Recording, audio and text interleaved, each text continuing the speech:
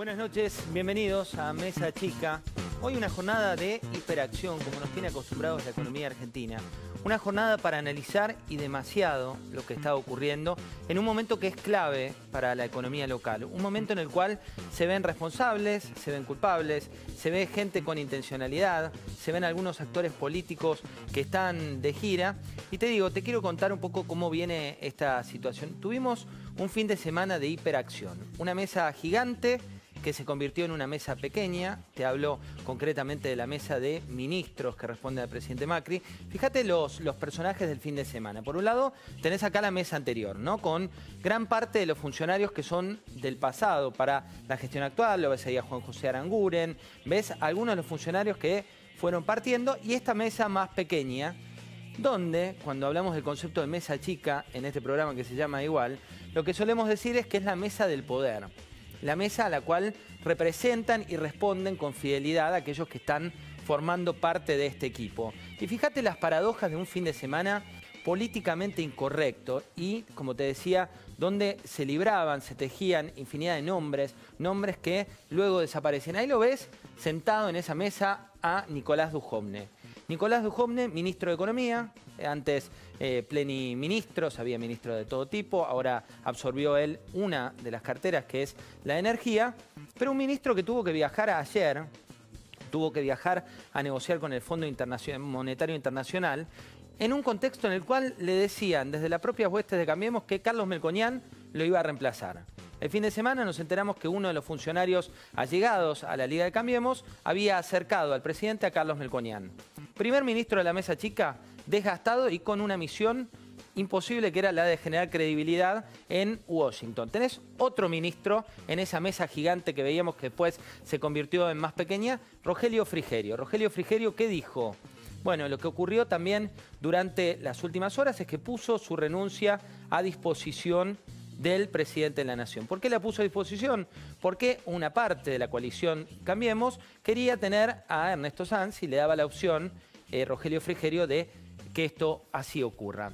Lo ves a Dante Sica. Dante Sica cooptó una de las carteras que era de archiconfianza de las huestes de Cambiemos. Te hablo del Ministerio de Trabajo, donde Jorge Triaca, uno de los históricos de esa cartera, vio como otra persona que acaba de incorporarse al gabinete tomaba su rol y lo convertía en secretario. A tal punto es la confusión que hoy el secretario de Trabajo se presentó en una conferencia sin cargo. Dijo, bueno, me presento ante ustedes para hablarles del futuro del empleo, pero todavía no sé cuál va a ser mi cargo, y no te hablo de Triaca, sino de quien ocupaba la Secretaría de Trabajo. En este caso tenés uno de los ganadores. Y después ves a Jorge Forí, que estaba de vacaciones en Portugal, el canciller, y se entera también por los medios que lo estaban sondeando a Alfonso Pratgay. En el camino quedó con más perfil bajo Martín Lustó, a quien también sondearon para uno de los puestos, que hoy son del riñón de confianza del presidente. Por ahí, una parte, que es cómo construir confianza en este nuevo gabinete donde gran parte descreen de lo que ocurre.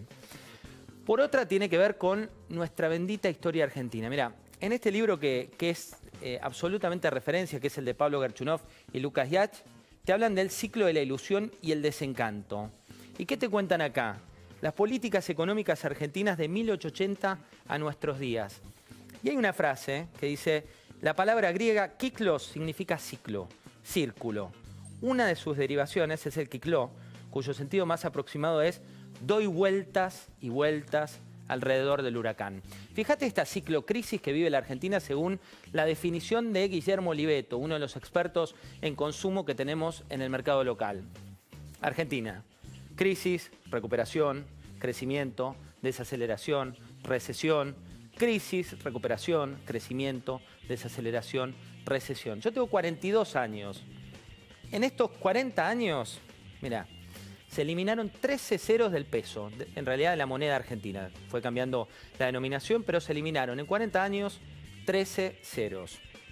Vimos una y otra vez cómo la inflación iba creciendo, se convertía en una espiral, cómo iba incrementándose al punto que si vos tomás el promedio entre 1989 y 1990, digo, le sacás la hiperinflación de 1989 y 1990, te da que entre 1968 y 2017 la inflación promedio anual en nuestro país fue del 84%.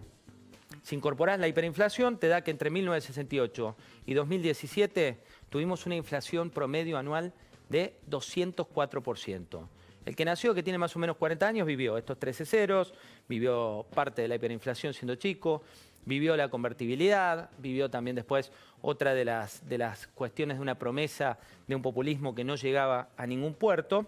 Y también vivió en los últimos años, como le decían que la meta de inflación iba a ser del 15, un 28 de diciembre te decían que no iba a ser esa la meta de inflación, después te decían que iba a ser del 27 y hoy el ranking, el reporte de expectativas del mercado, que es lo que te muestra lo que espera el mercado, 41 consultoras con bancos, con entidades financieras.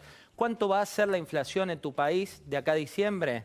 Bueno, esa inflación va a estar en torno al 40,3%, es decir, muy por encima de todos. Y te decía, es un momento clave, un momento de la economía donde se exige cierta responsabilidad de todos los actores. ¿Por qué? Porque cuando vos mirás, los actores son los mismos. Digo, cambia en parte el signo político, cambia en parte algunos de los representantes, pero mirás empresariado y qué pasó con el empresariado en los últimos años. No todos, pero algunos de los protagonistas son los mismos que tenés hoy. Mirás los sindicatos, no todos, pero gran parte de los sindicatos son los mismos. Y mirás el dólar, el bendito dólar de nuestra economía, que no hace falta citarte a Tato Bores, no hace falta citarte a Fidel Pintos. En el humor de la última historia reciente de acá, aparece una y otra vez. Hoy la cotización la viste con las pantallas. Cada vez que el dólar vuelve a las pantallas, tenés que preocuparte. O te preocupás. ¿Y por qué te preocupás? Justamente por esto, por esos 13 ceros y por una cuestión que es la variable invisible. ¿Cuál es la variable invisible?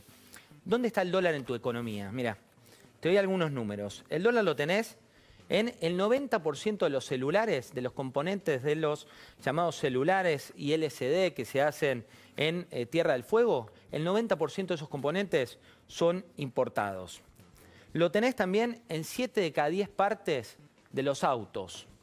Los tenés también en el 65% de las drogas, de los medicamentos, de los que vos comprás que no hablan castellano. Los tenés también en los minerales de hierro que necesita, por ejemplo, Techint para hacer los tubos de acero sin costura. Los tenés en el chocolate de Arcor, los tenés en los combustibles que no paran de aumentar a partir de la situación que se da de la imprevisibilidad del dólar. ¿Y cuál fue la receta? Veamos en parte algunas de las declaraciones que se produjeron en las últimas horas. Ayer en estos estudios estuvo Nicolás Dujovne, el ministro que ahora te decía está, y también hablamos con él hace un ratito con los funcionarios del Ministerio de Economía para ver cómo le fue en el día de hoy. Pero veamos qué es lo que le decía Carlos Pañi ayer en este estudio. Te diría que nos ha ido mal con la inflación. Fuimos muy ambiciosos, con muchos objetivos a la vez al inicio de esta gestión. Tuvimos metas de inflación muy ambiciosas en un país que no estaba listo todavía, es donde peor nos ha ido.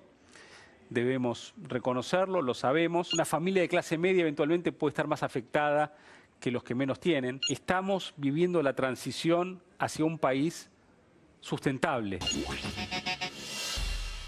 Ayer estaba Nicolás Dujovne tomó el avión, finalmente Toto Caputo, el ministro, en realidad el ex ministro de Finanzas, hoy presidente del Banco Central, se quedó en Buenos Aires. Algunos dicen que la relación entre ambas partes no está del todo bien, supo ser muy buena, pero hay ciertas diferencias respecto de lo que quieren para el Banco Central y de lo que quieren para la economía, con lo cual Dujovne fue acompañado por algunos de los colegas, en este caso por el número 2, Gustavo Cañonero, el número 2 de Toto Caputo, pero Caputo se quedó en Buenos Aires. ¿Y qué pasó en esa reunión que tuvo con Lagarde? Hubo un signo político muy fuerte, los ves allí de mejor humor que en la primera visita, hubo un respaldo formal, pero también viene ocurriendo algunas cuestiones que son muy complejas de entender. Digo, tuviste un discurso de 1 minuto y medio del presidente de la Nación, tuviste un rechazo directo de los mercados y tuviste un acuerdo político que no tenía fundamentals técnicos. Lo que se está tratando de cerrar acá es la parte técnica con esa promesa que tiene que ver con el déficit cero. Los medios del mundo están hablando de la Argentina, lamentablemente no por la lluvia de inversiones, sino que mirá algunos de los titulares que están siendo noticia durante las últimas horas. Argentina tiene austeridad, se ve impuesta la austeridad para crear una estabilidad del peso, algo que los mercados internacionales hoy volvieron a castigar. Tenés acá que Macri lanza un duro ajuste fiscal para contener la crisis en Argentina. Y acá hay dos cuestiones muy complejas para el gobierno local.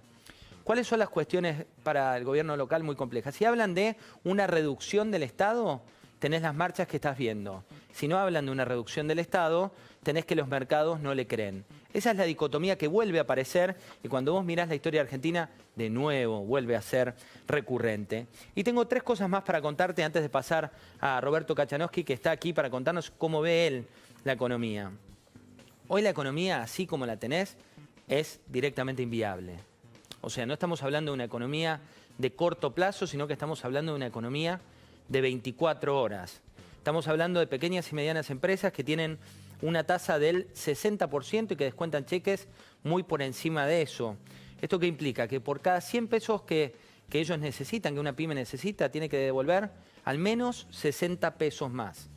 Tenés un dólar que impacta de lleno en la opinión pública y que impacta de lleno en la imagen presidencial. Los últimos datos te dan que la imprevisibilidad de estos días genera un deterioro de la imagen presidencial muy importante. Por eso lo ves al presidente ocupando espacios. Hoy el presidente estuvo en la Unión Industrial Argentina, va a estar aquí con nosotros Miguel Acevedo, el presidente de la Unión Industrial Argentina, y esto es lo que decía.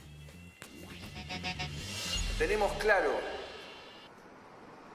yo tengo claro cuál es el camino para salir de esta tormenta y estabilizar la macroeconomía. Y estamos trabajando en eso. Aprobar un presupuesto equilibrado y sumarle un nuevo acuerdo con el Fondo Monetario Internacional y con la suma de las dos cosas poder dar certidumbre sobre el programa financiero del Estado argentino en el 2019. ¿Alcanza con tener claro cuál es el camino?